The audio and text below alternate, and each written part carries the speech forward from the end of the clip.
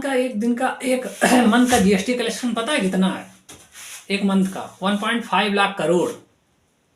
वही एक साल का अगर जोड़ दिया जाए तो वही निकलेगा 12 6 18 20 लाख करोड़ रुपए निकलेगा पूरे साल।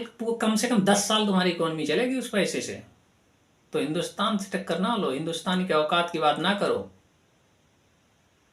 हाँ, औकात पे आ गए तो एक बात याद आ गई। औकात पे आए तो एक बात याद आ गई कि हिंदुस्तान की मिलिट्री तुम्हारी रक्षा करे। हिंदुस्तान से शुद्ध वाटर तुम्हारे घर में भेजे, पानी पीने के लिए, दवाइयाँ हिंदुस्तान भेजे खाने के लिए। अबे सब कुछ तो हिंदुस्तान दे रहा है तुमको, सिक्योरिटी प्रोवाइड करा है हिंदुस्तान। अबे क्या है तुम्हारा छोटा सा देश, है क्या तुम्हारे पास? कुछ ना, फिर भी तुम आंखें दिखाते हो यार। इसके बाद सोचो, हिंदुस्तान के पास बहुत कुछ है। हिंदुस्तान इस समय दुनिया के सबसे टॉप कंट्री में आ रहा है, जहाँ सबसे ज़्यादा फॉरेनर आ रहे हैं, विदेशी आ रहे हैं यात्रा पर घूमने के लिए।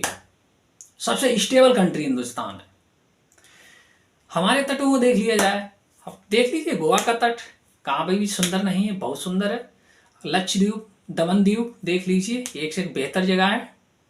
अगर मुंबई का तट आप देख लीजिए, गुजरात का तट आप देख लीजिए, सुंदरता की कमी नहीं हिंदुस्तान में। और अगर अंदर की बात की जाए तो आप जम्मू कश्मीर को देख लीजिए, बढ़िया धरती का स्वर्ग। लद्दाख को देख लीजिए। अगर घूमना है, विजिट करना है, अगर आपको देखना है तो आप ताजमहल देखिए, लाल किला देखिए, सोमनाथ का मंदिर देखिए। और सबसे बड़ी बात, सबसे बड़ा टूरिस्ट प्लेस अब बनेगा भगवान श्री राम की जन्मभूमि अयोध्या में श्री राम जी का मंदिर, उसको देखिए, भव्य मंदिर बन रहा है।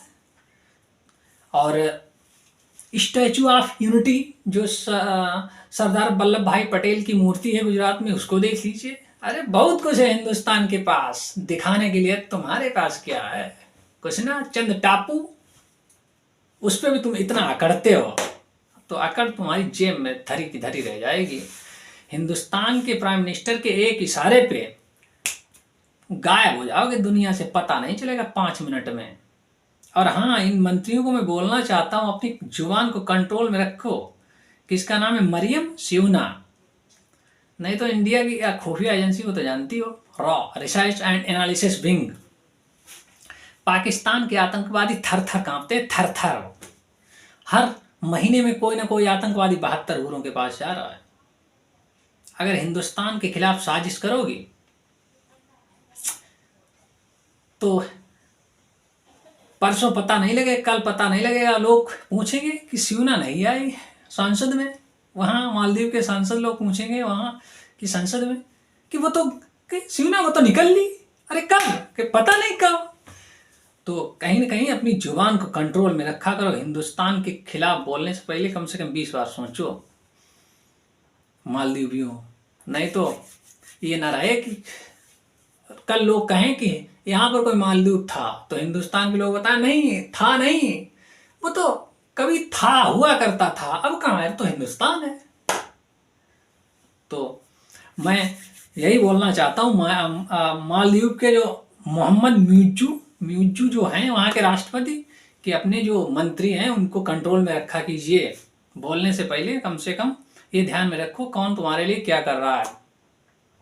तो हिंदुस्तान के वजूद से ही तुम्हारा वजूद है, हिंदुस्तान के रहमो करम पे, नहीं तो अब तक खत्म हो गया होते फिनिश। तो हिंदुस्तान के खिलाफ बोलने से पहले 10 बार सोचो।